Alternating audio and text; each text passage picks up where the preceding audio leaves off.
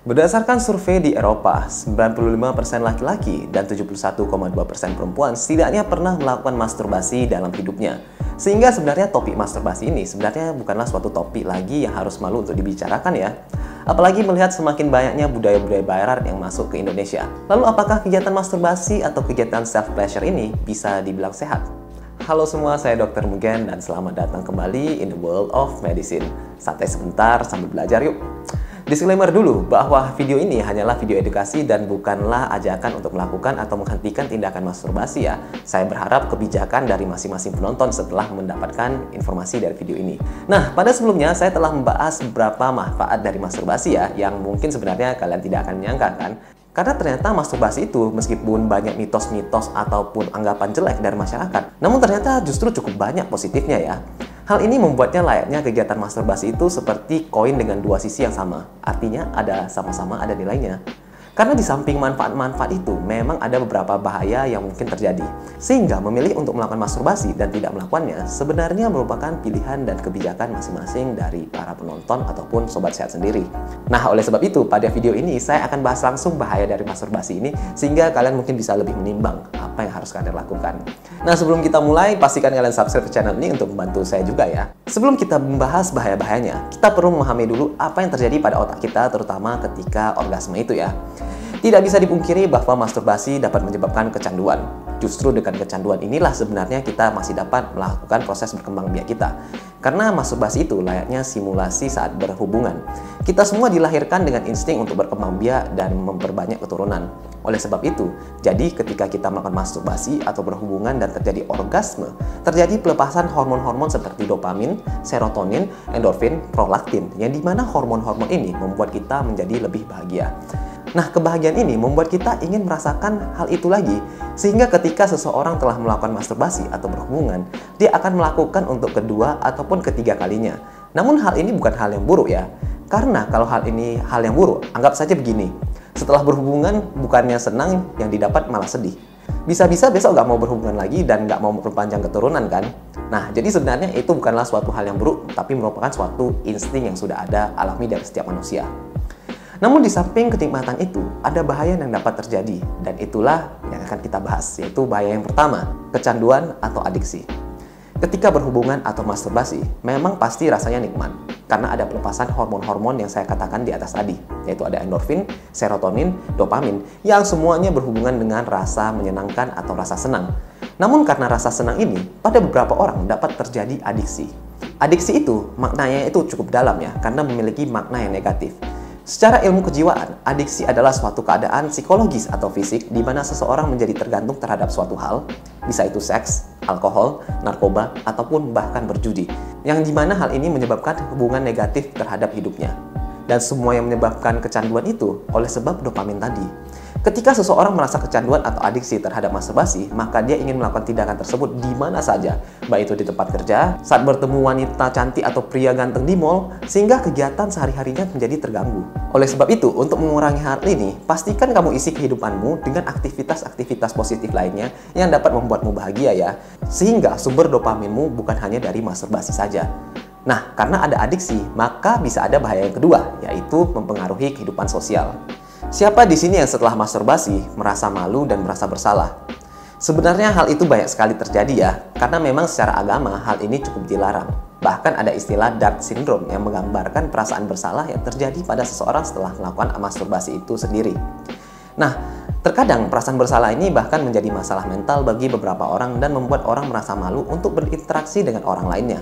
Bahkan ada sebuah kasus orang terjadi depresi berat karena efek dari masturbasi itu sendiri, terutama pada agama Islam ya. Karena ada dari yang saya ketahui di surah Al-Muminun ayat 5-7 menyebutkan bahwa dan orang-orang yang menjaga kemaluan mereka dari hal yang haram kecuali terhadap istri dan budak wanita yang mereka miliki, maka mereka tidak berdosa untuk menggauli mereka. Dan barang siapa yang menginginkan selain itu, termasuk masturbasi seharusnya, maka mereka telah jauh dari kebenaran dan telah melanggar hukum Allah. Tapi coba kalian koreksi ya kalau saya salah. Makanya tidak heran kadang keadaan mental ini akhirnya membuat seseorang merasa bersalah dan akhirnya mengganggu kehidupan sosialnya. Bahaya yang ketiga yaitu kehilangan motivasi dan ambisi. Ketika kamu terlalu banyak melakukan masturbasi, kamu mendapatkan dopamin hit yang tinggi. Dopamin hit itu layaknya lonjakan dopamin pada tubuhmu. Perlu diingat, normalnya ketika kita melakukan sesuatu hal yang sulit dan berhasil, kita juga mendapatkan dopamin itu. Namun jika kamu melakukan masturbasi, kamu akan mendapatkan dopamin juga dengan cara yang mudah. Sehingga jika kamu terlalu tersering melakukan masturbasi, terjadi peralihan pada otakmu bahwa dopamin itu mudah didapatkan. Hal ini membuatmu tidak ingin melakukan hal-hal sulit lagi untuk mendapatkan kesenangan. Padahal ya, faktanya di dunia ini, kebahagiaan itu perlu diperjuangkan kan? Sebagai contoh, saya ingin kalian semua menutup mata dan coba membayangkan diri kalian semua. Kalian setiap hari bekerja keras, mencari uang, kalian mengumpulkan 5.000 hingga beberapa bulan. Kalian terus bekerja dan menyisihkan uang setiap harinya dan akhirnya kalian menabung uang 2 juta. Setelah menabung, kalian akhirnya dapat membeli sebuah handphone baru impian kalian. Apa yang kalian rasakan? Senang? Bangga dengan kegigihan kalian bisa menabung? Pertanyaan saya, apakah kalian ingin ulangi hal ini lagi dengan cara menabung?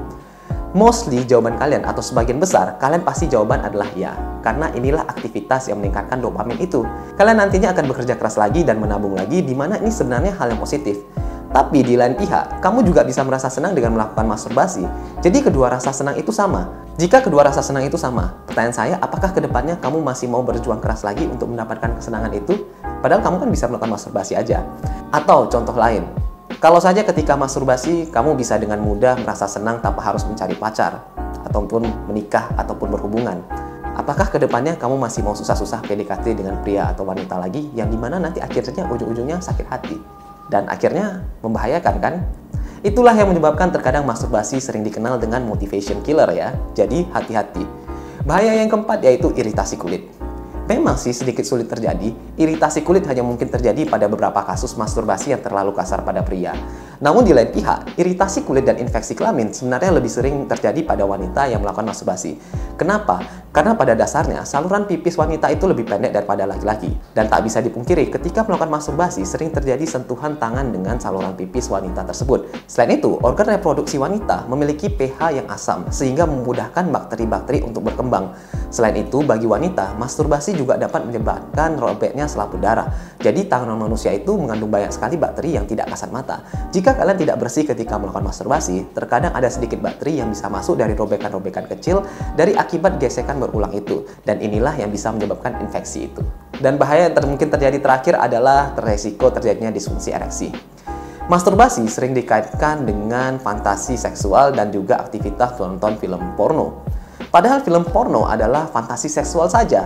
Padahal ketika seseorang melakukan aktivitas seksual, yang terjadi tidak demikian. Jika kamu terlalu sering melakukan masturbasi dengan fantasi seksual yang tidak sesuai, hal ini akan membuat otakmu menjadi mispersepsi tentang hubungan apa yang seharusnya terjadi secara normal. Sehingga jika kamu akhirnya melakukan hubungan dan hal tersebut tidak sesuai ekspektasi, ini akan membuatmu menjadi tidak bersemangat sehingga terjadinya disfungsi ereksi, di mana kamu tidak bisa menikmati hubungan seksual yang normal itu sendiri. Paham? Baiklah Sobat Sehat, jadi itulah kira-kira bahaya dari masturbasi yang mungkin terjadi. Dan memang sebenarnya sebagian besar dari bahaya ini lebih banyak ke mental daripada bahaya secara fisik ya. Namun ingat, dalam tubuh yang sehat terdapat jiwa yang kuat. Jika kamu memiliki jiwa ataupun mental yang sulit dikontrol, nantinya itu pun akan mengganggu keseharianmu. Memang masturbasi itu telah dikaitkan dengan banyak manfaat yang dapat membantu kesehatan mentalmu karena membuatmu senang, rileks, mencegah kanker prostat, dan lain-lain. Tapi pastinya ingat batasannya ya. Jika kalian merasa terbantu dengan video ini, pastikan kalian like dan subscribe ya. Selain itu, jika ada pertanyaan lebih lanjut atau saran atau cerita menarik dari kalian sendiri, kalian boleh bagi di komentar di bawah ya. Terakhir, seperti biasa, saya doakan semoga sehat selalu ya.